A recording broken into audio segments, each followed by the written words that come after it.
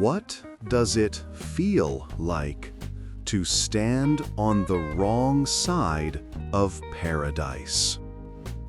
Imagine this. You're pressed against iron gates, your fingers gripping cold metal, watching through the bars as carriages pulled by horses worth more than your entire village glide past. Inside those carriages, women draped in silk and diamonds laugh at jokes you'll never hear. Their perfume drifts through the air, lavender and rose, while you smell of coal dust, sweat, and desperation. They don't see you. Not really. You're part of the scenery, like the lampposts or the cobblestones. You exist, but you don't belong. This was America during the Gilded Age, a nation split down the middle by a velvet curtain. On one side, marble palaces, champagne fountains, ballrooms lit by 10,000 candles. On the other, darkness, disease, and the grinding machinery of survival. History remembers the Vanderbilts, the Astors, the Carnegies. It remembers their mansions and their fortunes. But what about the millions who built those fortunes with their hands and backs? What about the ones who watched from the outside, noses pressed against the glass, wondering if the promise of America was ever meant for them? Tonight, we're pulling back that velvet curtain, not from the ballroom side, but from the alley behind it. This is the story of Luca Romano, an Italian immigrant who arrived in New York Harbor in 1889 with nothing but hope in his pockets. And this is the story of an America that glittered like gold on the surface, while underneath it churned with the blood and sweat of the invisible. This is the story of Luca Romano. My name is Luca Romano, and I was 22 years old when I first saw Lady Liberty rising from the harbor mist like a ghost made of copper and promises. It was September 1889, and I had spent 37 days in the belly of a steamship called the SS Vincenzo, crammed into steerage with 600 other souls who believed the same lie I did, that America was paved with gold, that any man willing to work could become rich, that the future was waiting with open arms. We believed because we had to, because back home in Campania, there was nothing left. The land had turned to dust. The landlords took everything. My father died owing money for bread.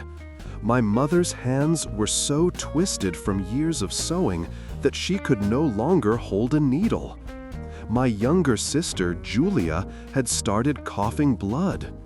So when the man in the pressed suit came through our village with pamphlets showing factories and farmland and workers shaking hands with American foremen, we listened. When he said wages were 5 times what we could earn in Italy, we believed. When he promised contracts, housing, and opportunity, we signed papers we couldn't read. I sold my father's watch, my mother's wedding ring, and borrowed the rest from a man named Torrente, who smiled too much and whose fingers were covered in gold. The interest was 40%. I didn't care. I'd pay it back within months, I told myself. America would make me rich. I would send for Julia and Mama within a year. I kissed them goodbye in the rain outside our crumbling stone house, and I promised I would write every week. I promised I'd return a wealthy man, or I wouldn't return at all. The crossing was hell. Steerage was a cave of iron and vomit, where 200 men, women, and children shared space meant for cargo. We slept in stacked bunks with no mattresses, just wooden boards crawling with lice. The air was so thick with the smell of unwashed bodies, spoiled food, and human waste that I vomited for the first 3 days straight. People prayed in languages I didn't know. Babies screamed through the night. An old man from Calabria died on day 19, and they wrapped him in canvas and dropped him into the Atlantic before dawn. No priest, no ceremony, just the sound of the splash and someone muttering a Hail Mary. But when we finally saw her, the statue, rising from the fog with her torch held high, we forgot all of it. Men wept. Women crossed themselves. Children pointed and shouted. Someone started singing, and soon the whole deck was alive with voices in Italian, Yiddish, Polish, Greek. We sang because we had made it. We had survived. We were in America now. And surely the worst was behind us. I stood at the railing, gripping the cold iron, staring at the city beyond the statue. I could see buildings rising like mountains, smoke curling from 1,000 chimneys, and ships cutting through the harbor in every direction. It looked like the future. It looked like everything the pamphlets had promised. I thought of my mother's face. I thought of Julia's cough. I thought of the debts I owed, the life I'd left behind, and the man I was going to become. I didn't know yet that I was standing at the gates of 2 Americas, one made of marble and champagne, the other made of iron and ash. I didn't know that the velvet curtain had already fallen between us. I didn't know that I would spend the next decade on the wrong side of it, watching through the cracks, building their paradise with my hands while they pretended I didn't exist. But I would learn.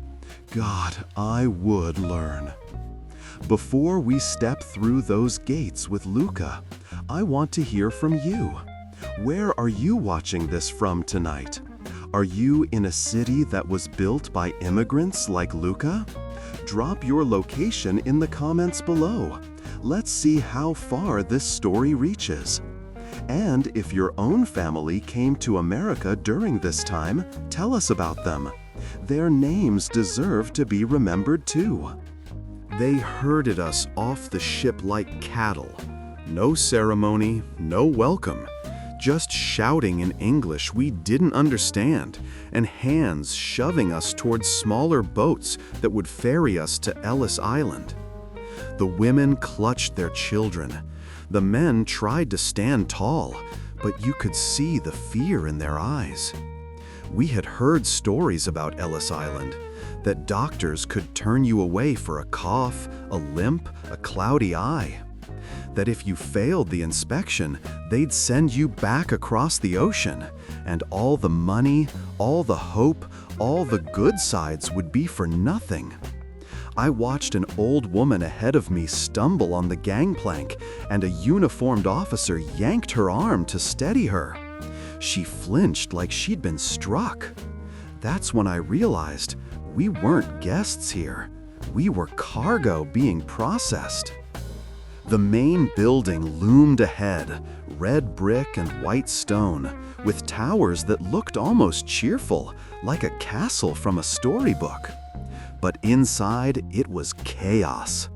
thousands of us crammed into a massive hall with high ceilings and iron railings, shuffling forward in lines that never seemed to move. The noise was deafening, babies wailing, officials barking orders, interpreters shouting translations in a dozen languages. The shuffle of 1,000 feet on marble floors. It smelled like wet wool, sweat, and disinfectant. They pinned numbers to our coats. Mine was 3847. Not a name, a number. We climbed stairs while doctors watched from above, checking to see if anyone limped or struggled to breathe. I learned later they called this the 6-second physical.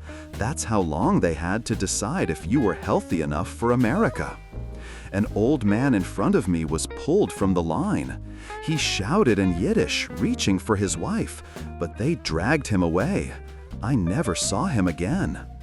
When my turn came, a doctor lifted my eyelids with a button hook, checking for trachoma, an eye disease that could get you deported.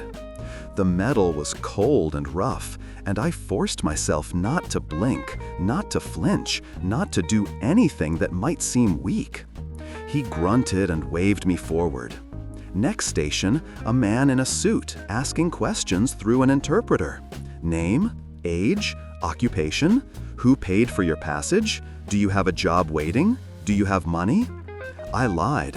I said I had $30. I had $6. I said I had a cousin in Brooklyn who would help me find work. I had no cousin. The interpreter didn't even look at me when he translated my answers. To him, I was just another wop, another dago, another burden on America's shores. He stamped my papers and pointed toward the door. I was approved. I was in. But as I walked through those doors and stepped onto the streets of Manhattan, I realized something that would haunt me for years. Passing through Ellis Island didn't make you American. It just made you legal. There's a difference. The city hit me like a fist. I had never seen so many people in one place. Rivers of humanity flowing in every direction, shouting in languages I couldn't name. Horse-drawn carriages clattered over cobblestones. Vendors screamed about fish, bread, rags, coal. Buildings rose so high they blocked out the sun, casting the streets into permanent twilight. And the smell? Rotting garbage, horse manure, smoke from factories, something sweet and chemical I couldn't identify. I stood on the corner of Battery Park, clutching my canvas bag with everything I owned inside, and I felt more lost than I ever had in Italy. At least back home, I knew where I stood. Here, I was invisible. A man in a fine suit brushed past me without a glance, as if I were made of air. A woman pulled her child closer when I accidentally met her eyes. I looked down at my clothes, the worn jacket, the patched trousers, the broken shoes I'd resold 3 times, and I understood. I was marked. I was foreign. I was poor. And in America, that made me less than human. A man approached me speaking rapid Italian. He was short, thick around the middle, with a gold watch chain and a smile that showed too many teeth. He said his name was Salvatore, and he helped paesani like me find work and lodging. He said he knew a place in 5 Points where I could rent a bed for 15 cents a night, and he knew a foreman at a textile factory who was hiring.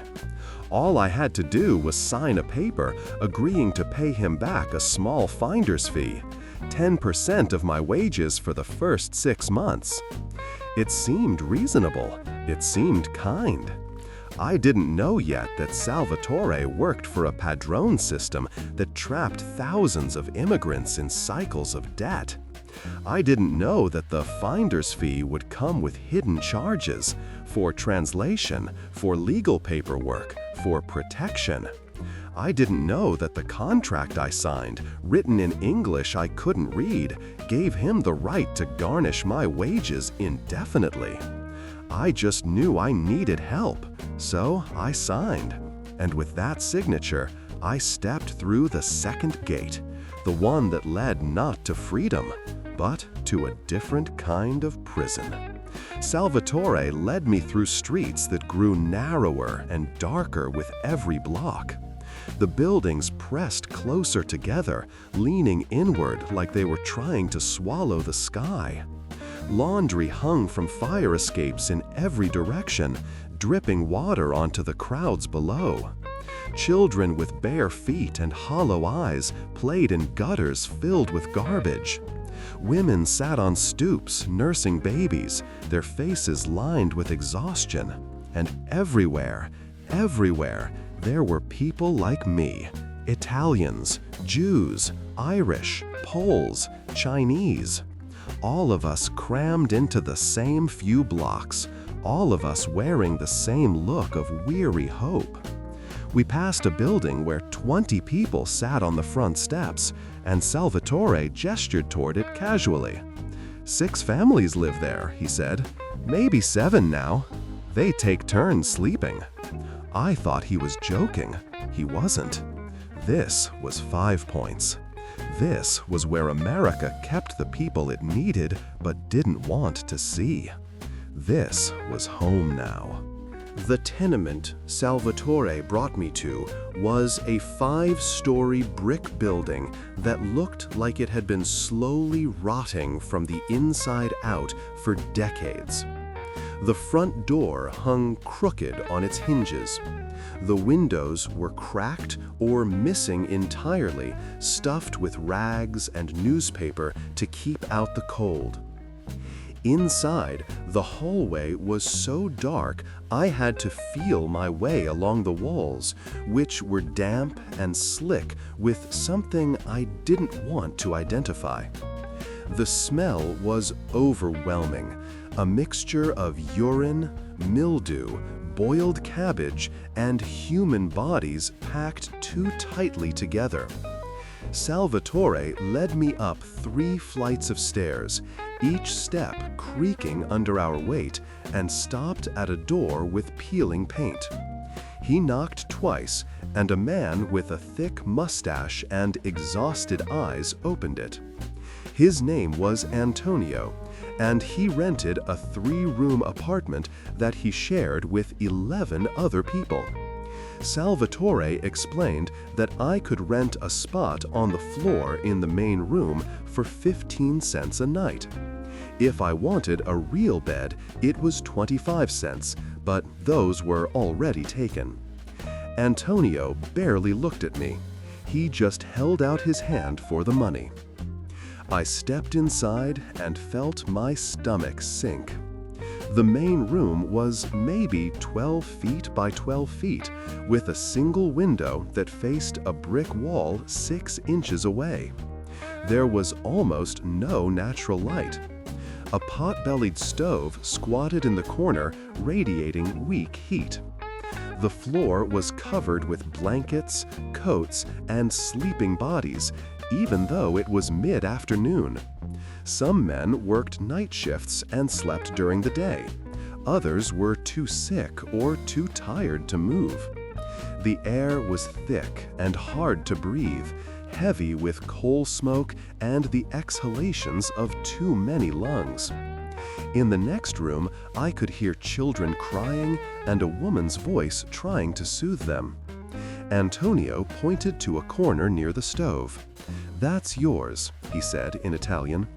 "Don't leave anything valuable lying around. And if you're not back by midnight, someone else takes your spot."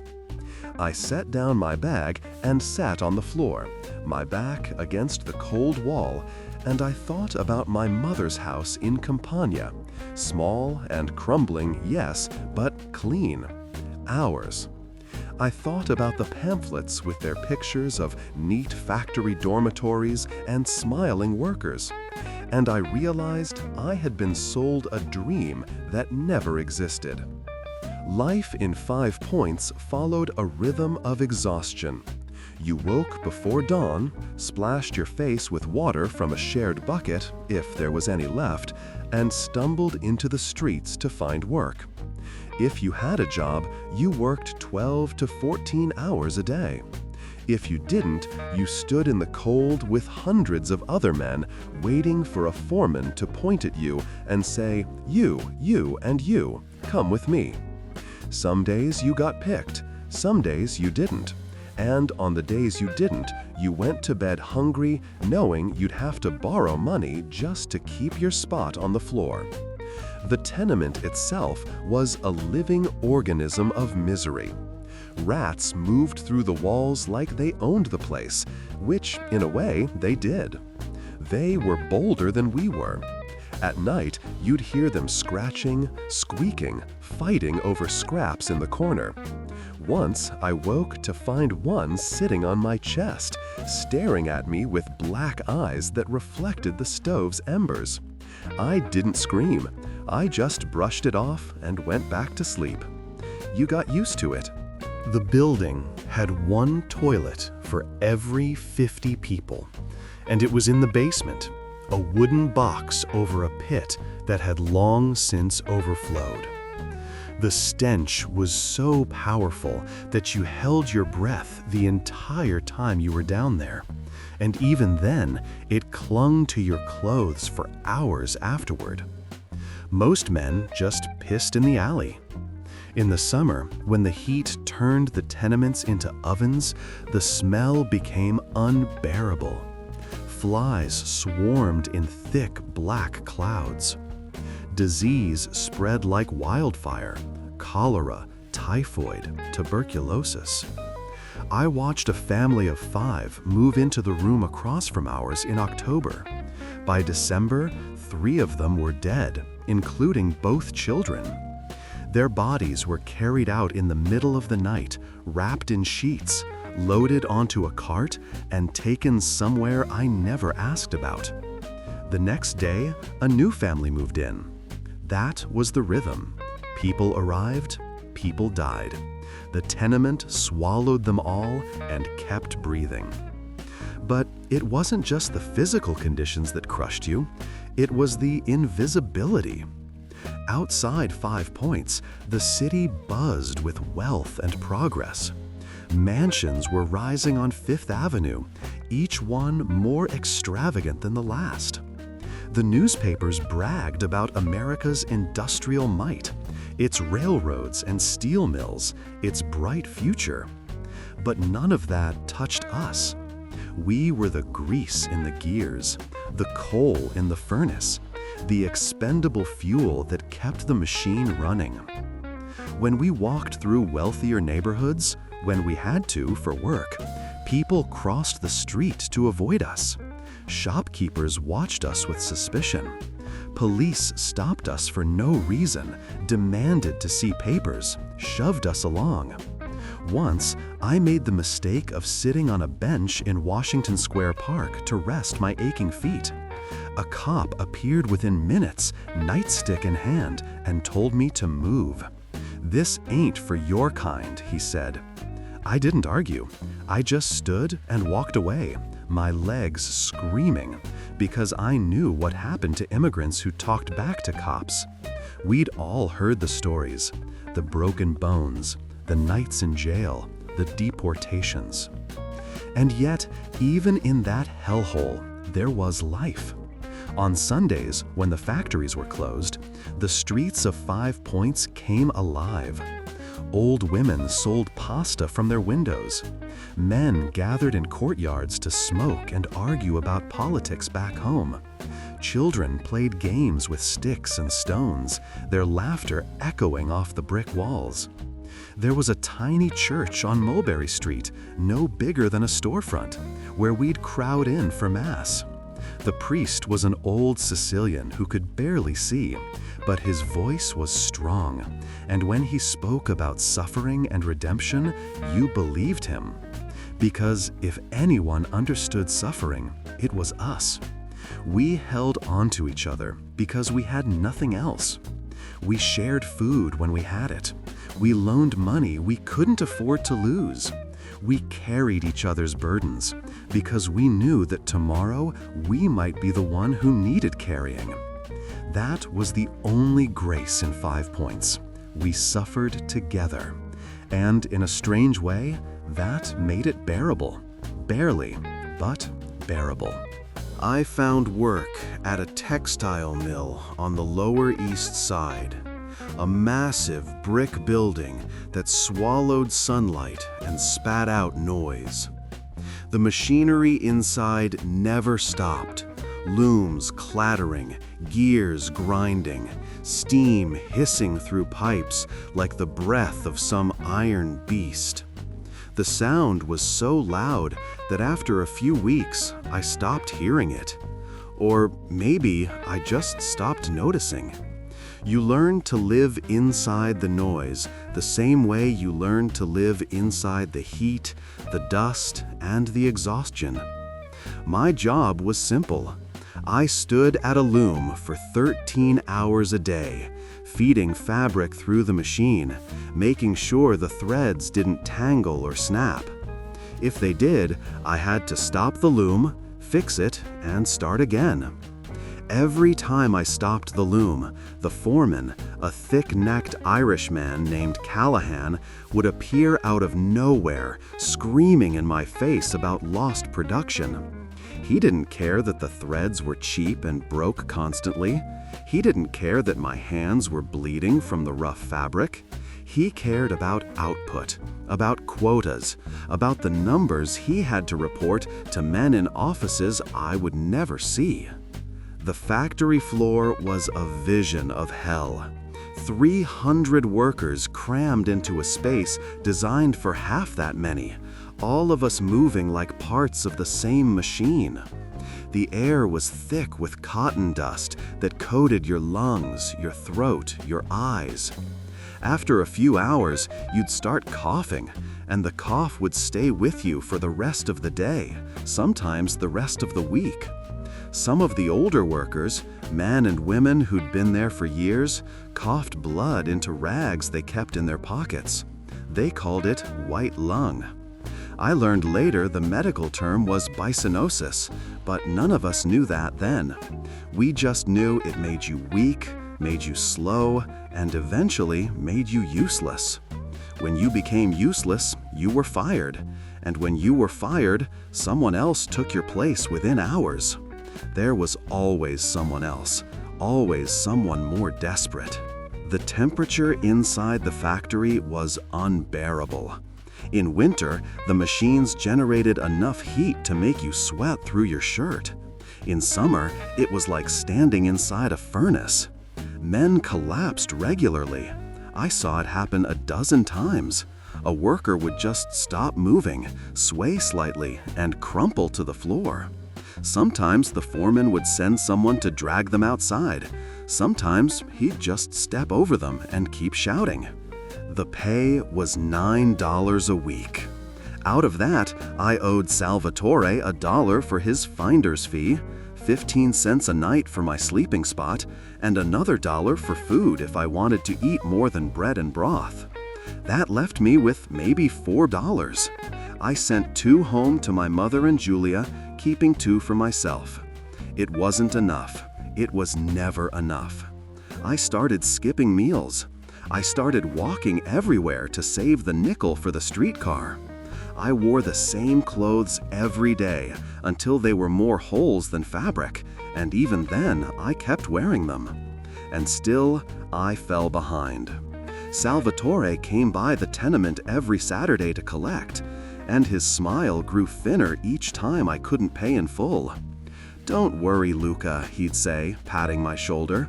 "We'll add it to your account. Family takes care of family." But the numbers kept growing. I owed him $20, then $30, then $50. And I realized I wasn't working to get ahead. I was working to stay in place. I was running on a treadmill that would never stop. The factory was also where I learned what my body was worth in America. Nothing. Accidents happened constantly. Machines didn't have guards. Safety protocols didn't exist. If you were tired, if you got distracted for 1 second, the loom could catch your hand and pull you in. I saw it happen to a boy named Paolo, a kid from Napoli who couldn't have been more than 16. He was working the machine next to mine when his sleeve got caught in the gears. He screamed, a sound I'll hear until the day I die. And the machine pulled his arm in up to the elbow before someone hit the shutoff valve. When they finally got him free, his arm was mangled, the bone shattered, blood pouring onto the factory floor in thick streams. They carried him out, still screaming, and we went back to work. Callahan didn't even shut down the line.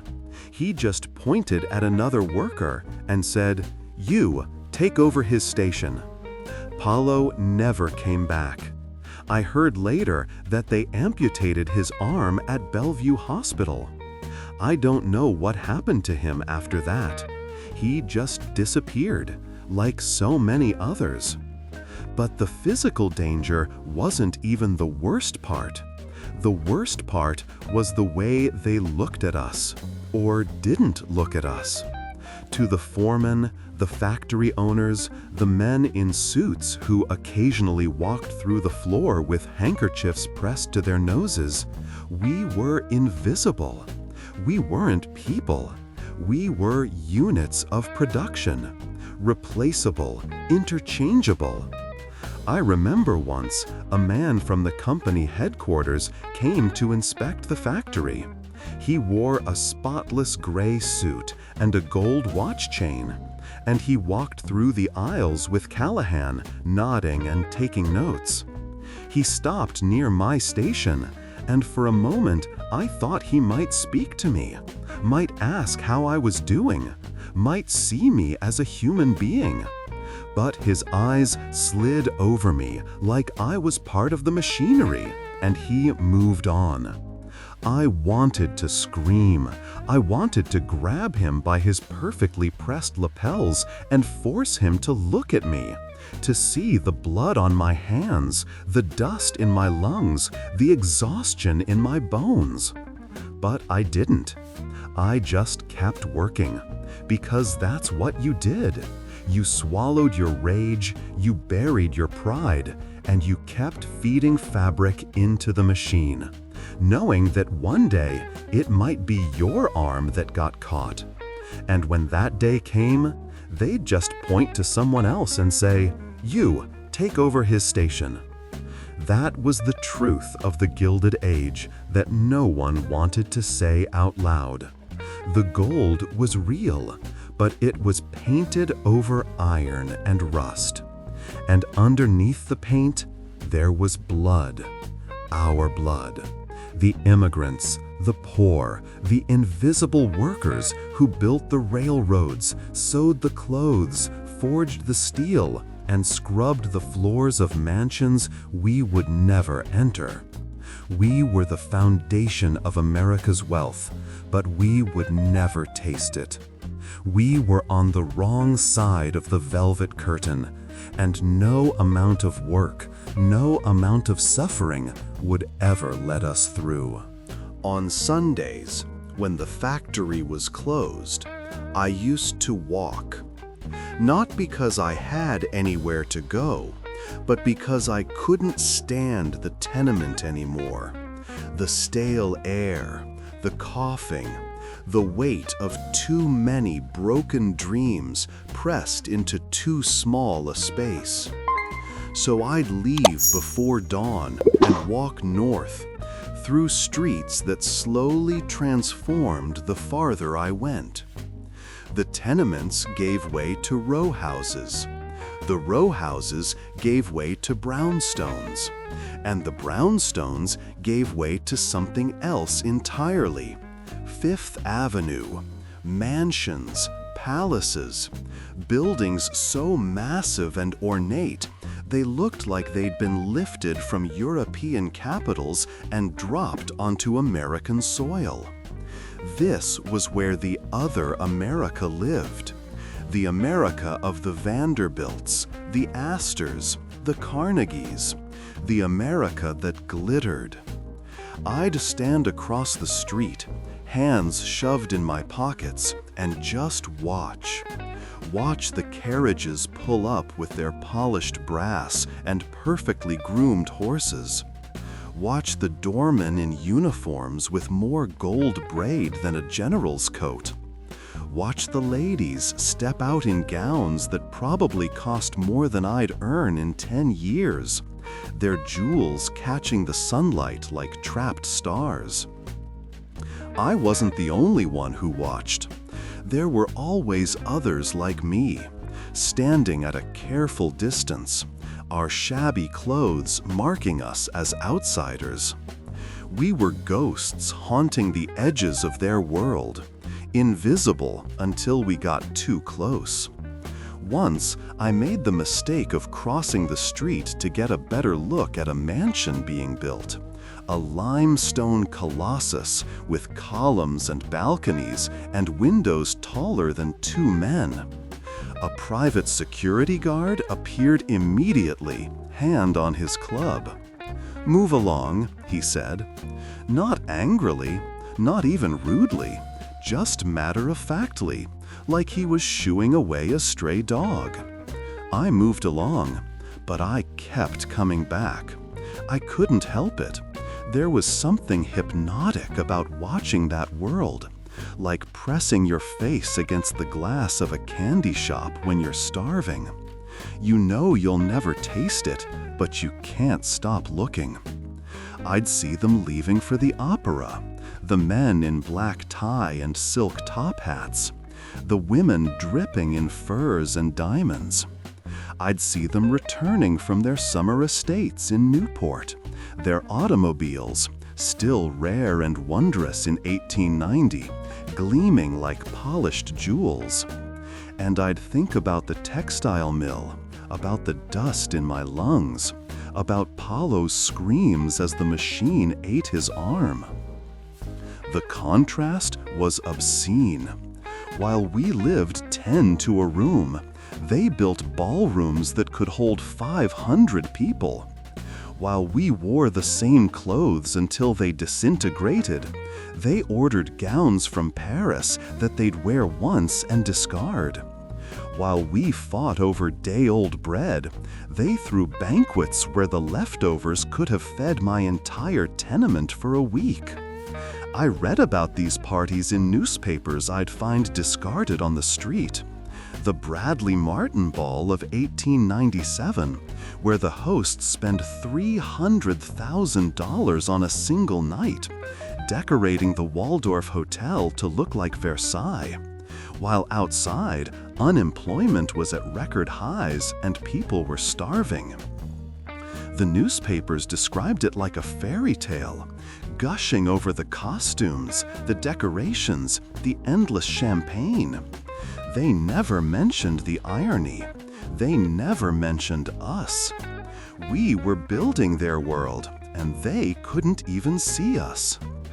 I worked on a crew once for extra money, helping to install marble floors in a Fifth Avenue mansion. The stone had been shipped from Italy, from quarries not 50 miles from where I was born.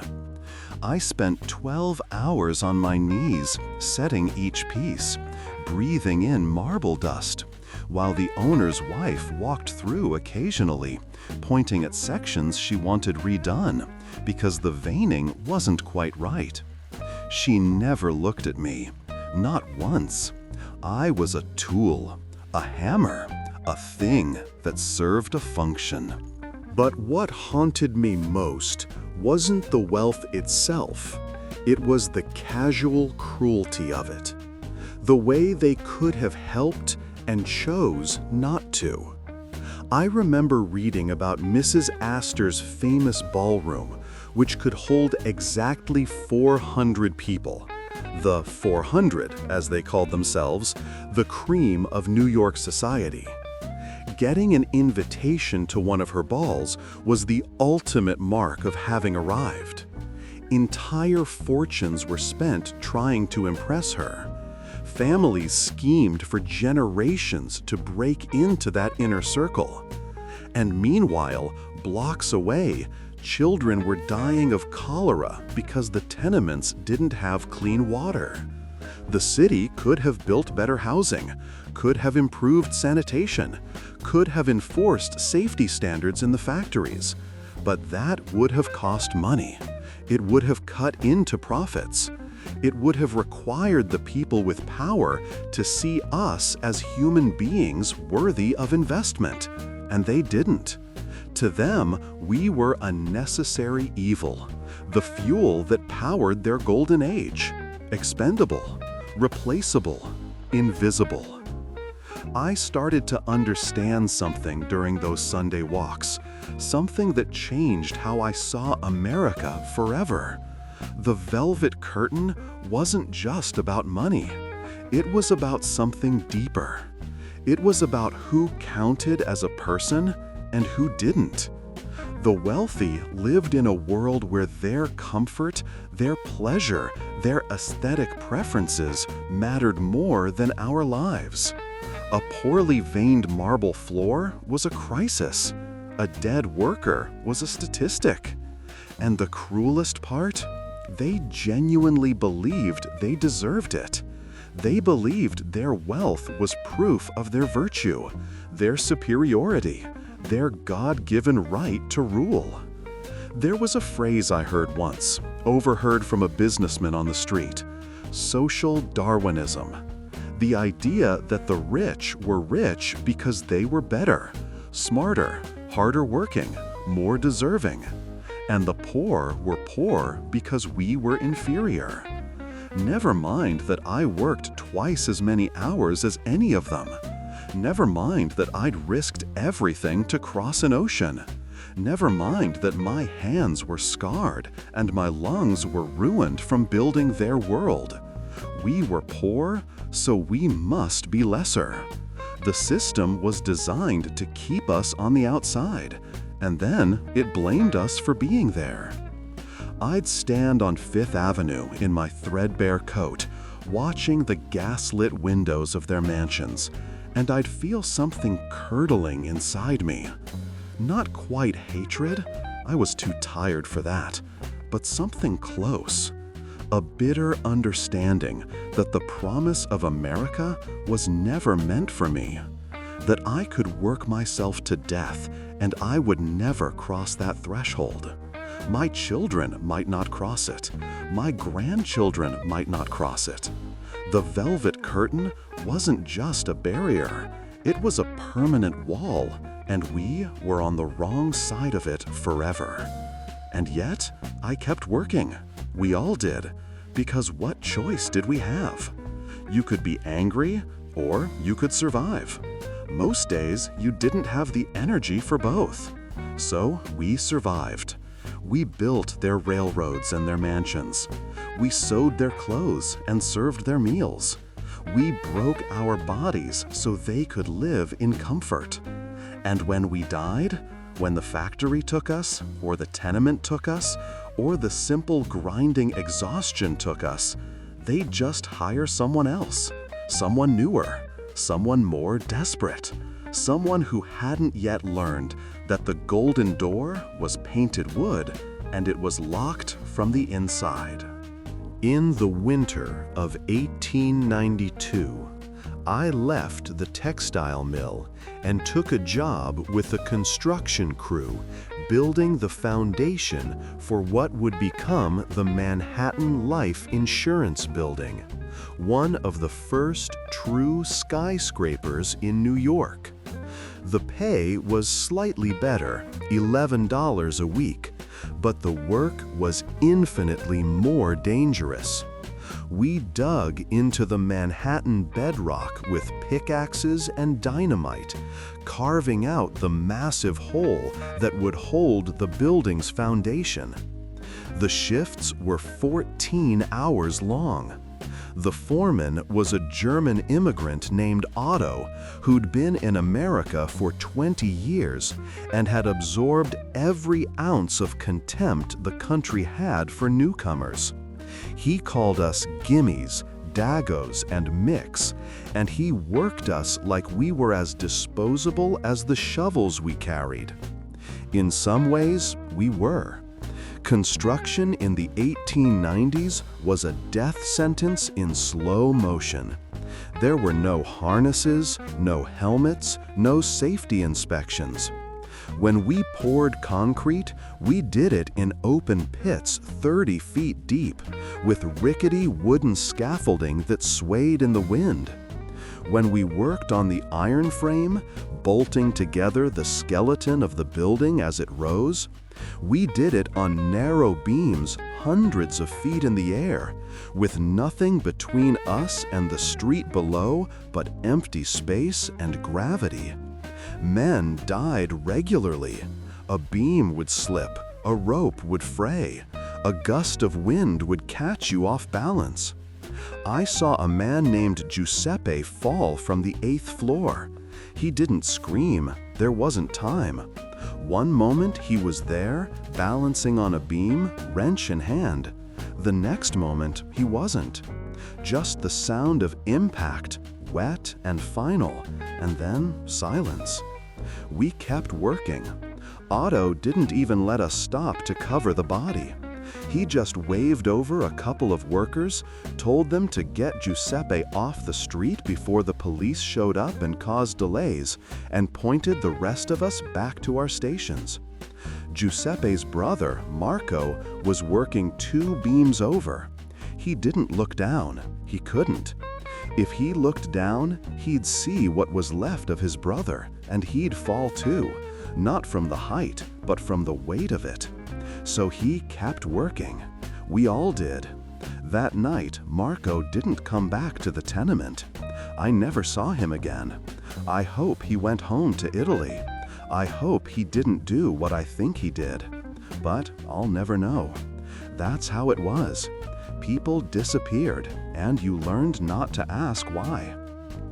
The skyscraper boom of the 1890s was built on immigrant bones.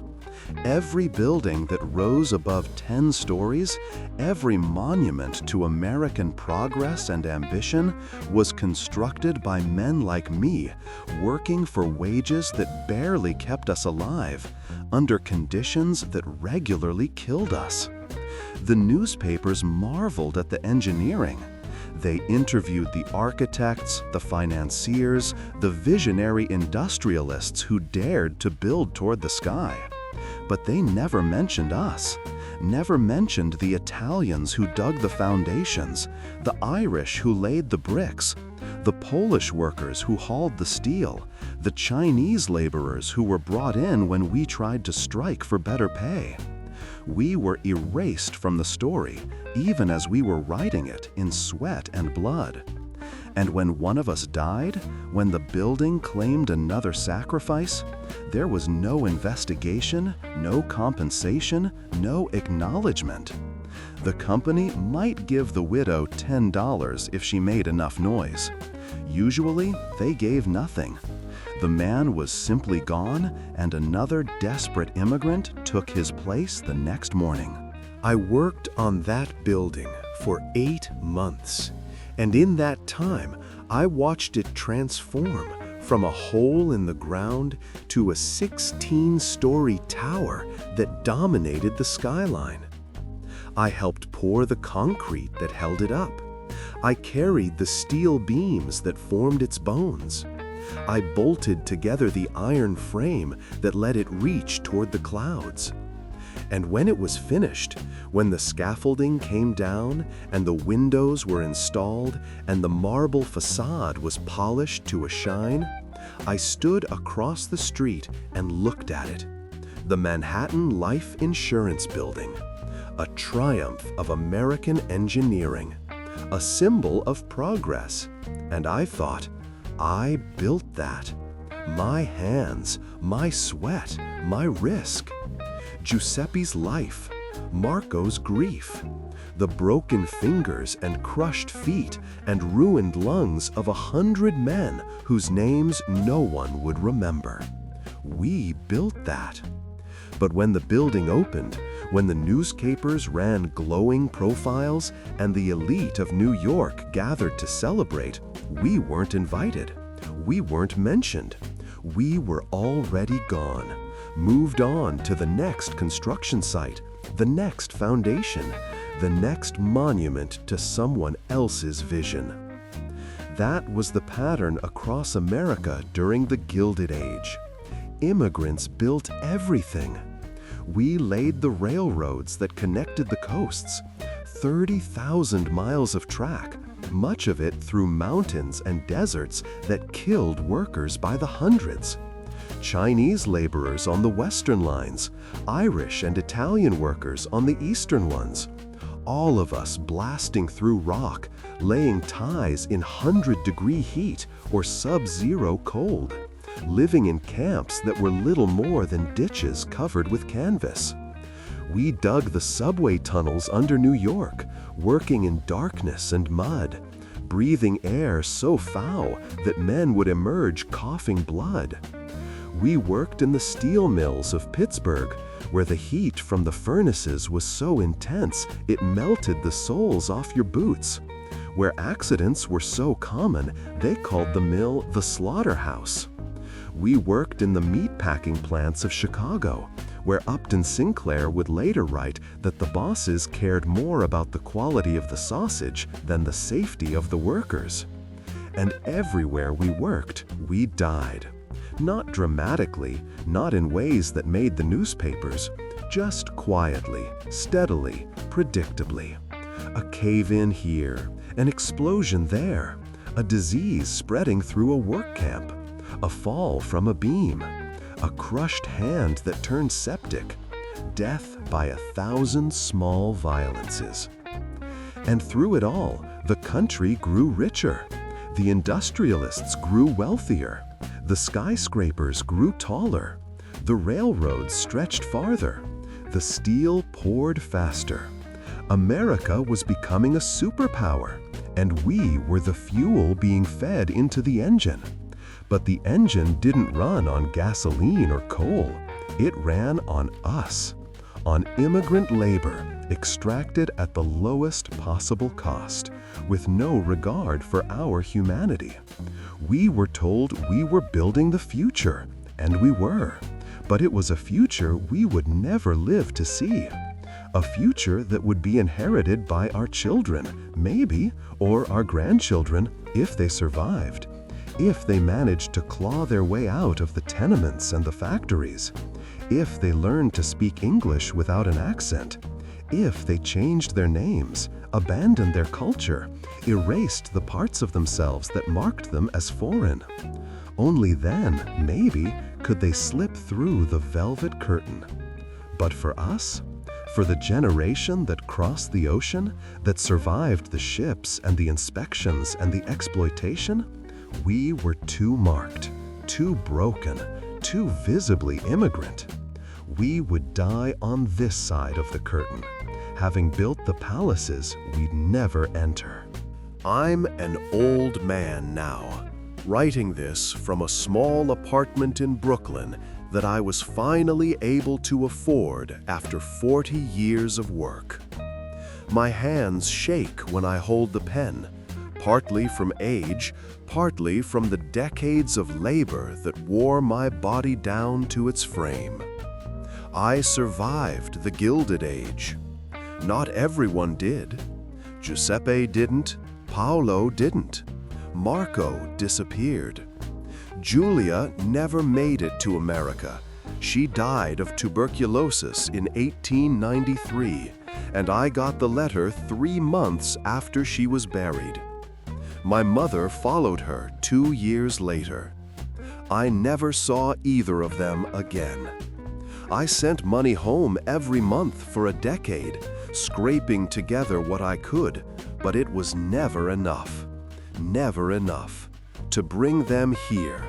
Never enough to go back. I was trapped between two worlds, belonging to neither. That's the immigrant curse. You leave home, but home never leaves you. And your new country never truly accepts you. You exist in between, a ghost in two places at once. But I'm not writing this for sympathy. I'm writing it because someone needs to tell the truth about that golden age everyone romanticizes. When people talk about the Gilded Age now, they talk about the glamour, the innovation, the great American industrialists who built an empire. They talk about the Vanderbilts and their mansions, about Carnegie and his libraries, about the railroads and the skyscrapers and the unstoppable march of progress. And all of that is true, but it's not the whole truth. The whole truth is that every brick in those mansions was laid by hands like mine. Every mile of railroad track was spiked down by workers who died by the thousands. Every ton of steel was forged by men who breathed in fumes that rotted their lungs. The Gilded Age wasn't just golden, it was gilded. A thin layer of gold painted over iron, rust, and blood. Scratch the surface and you'd find us underneath. The immigrants, the poor, the invisible army of workers who built America and were never invited to enjoy it. People ask me sometimes if I regret coming to America. It's a complicated question. I don't regret surviving. I don't regret the life I eventually managed to carve out, modest as it is. I married a woman named Rosa from Calabria in 1895. We had 3 children. 2 survived. My son, Antonio, went to public school and learned to read and write English better than I ever could. He works as a clerk now, in an office with a desk and a window. He wears a tie. His hands are soft.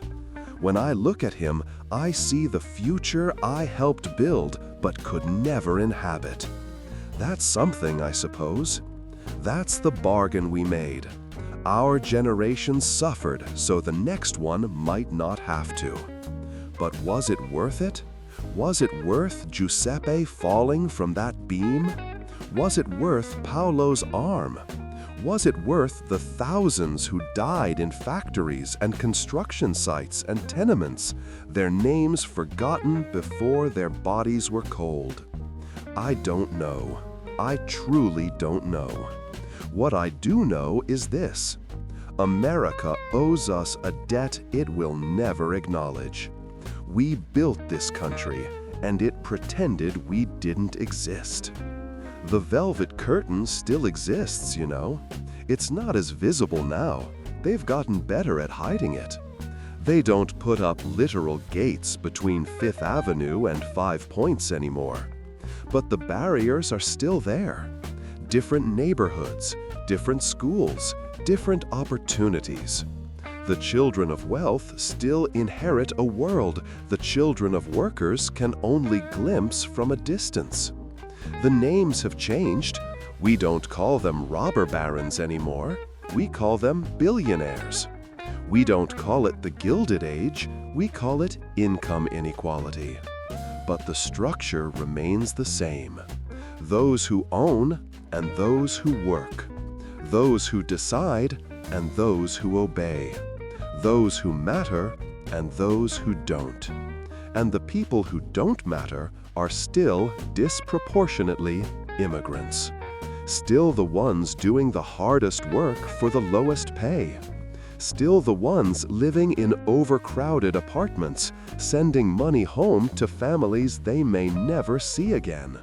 Still invisible until someone needs to blame them for something.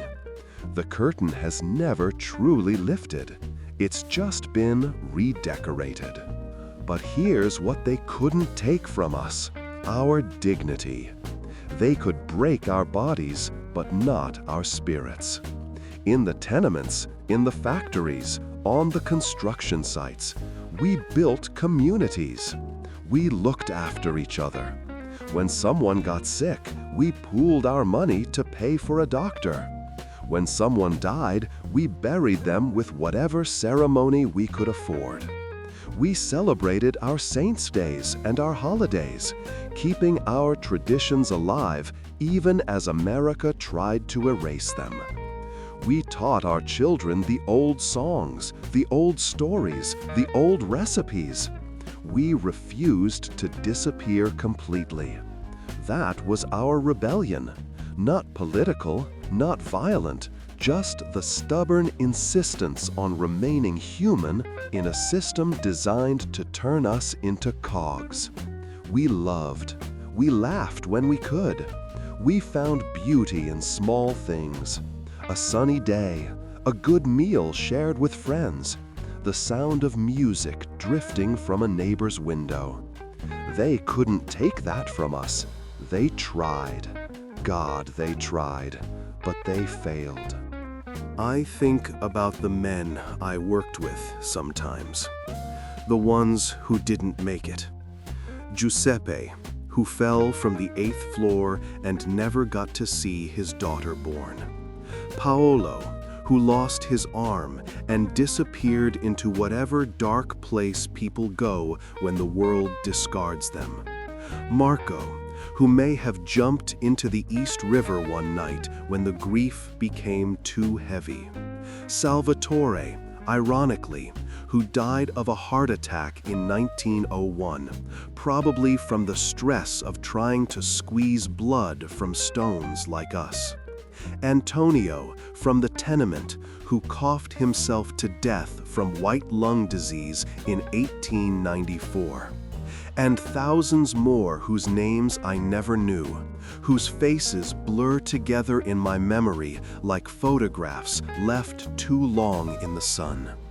They deserve to be remembered, not as statistics, not as immigrant workers in some dry history book, but as people, as men with hopes and dreams and families, as human beings who mattered, even if America never treated them like they did.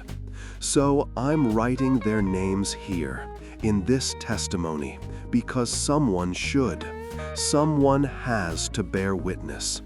Giuseppe Berlusconi, Paolo Conti, Antonio Greco, Marco Berlusconi. These men built New York. They built America. And America forgot them before they were cold. My granddaughter, Antonio's daughter, is in college now. She's studying history, of all things. She asked me once about my life, about what it was like coming to America. I tried to tell her, but I could see in her eyes that she couldn't really understand. How could she? She was born here. She speaks English without an accent. She's never known hunger, never lived in a tenement, never watched a friend die because a factory owner cut corners on safety equipment. She's on the other side of the curtain now, or close to it. That was the plan. That was always the plan. We sacrificed so our children and grandchildren wouldn't have to. But something's lost in that transaction. She'll never fully understand what it cost. None of them will. And maybe that's for the best. Maybe it's better that the memory of that suffering fades, that each generation moves a little further from the pain. But I worry too. I worry that if we forget how the curtain was built, we'll stop questioning why it's still there. I worry that if we forget who paid the price for America's golden age, we'll let it happen again. We'll let a new generation of desperate people be chewed up and spat out by the same machinery, just with different branding. The names change, the technology evolves, but the fundamental injustice remains. Some people matter, and some people don't. I'm tired now.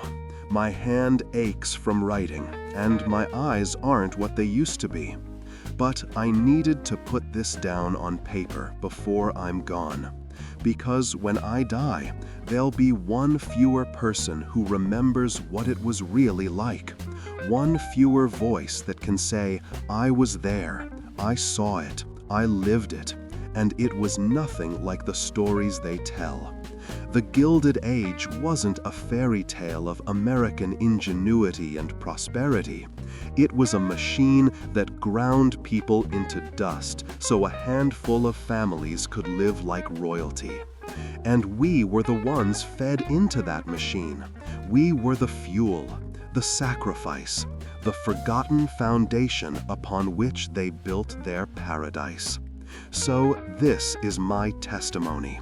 This is my witness for Giuseppe and Paolo and Marco and Antonio and Julia and my mother and the thousands of others whose names are lost to history. We were here. We mattered. We built this country with our hands and our backs and our blood. And even though America never saw us, even though we died on the wrong side of the velvet curtain, we were here. Remember that. Please, remember us. Because behind every golden age, there's a curtain. And behind every curtain, there are people like me. People who built the world you inherited and never got to enjoy it ourselves. People who exist in the margins of history books, reduced to footnotes and statistics. But we were real. We were human. And our lives meant something, even if the only ones who remembered were each other. That's the truth about the Gilded Age. That's the truth about America. And it's a truth that every generation needs to hear, or we'll keep painting gold over rust and calling it progress. The curtain is still there. It's always been there. The question is, which side are you on? And more importantly, what are you willing to do about it? Luca Romano's story isn't just history, it's a mirror.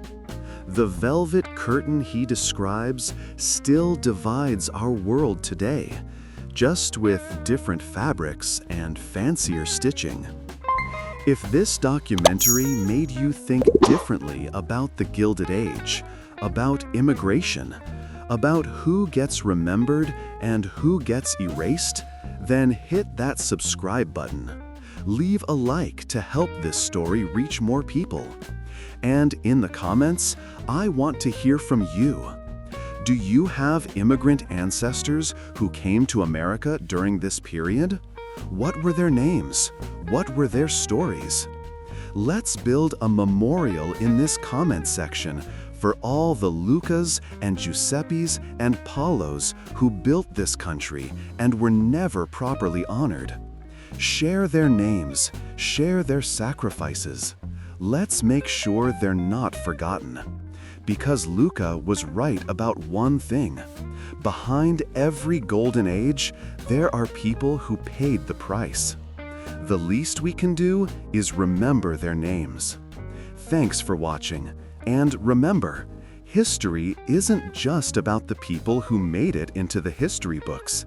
It's about all of us, especially the ones they tried to forget.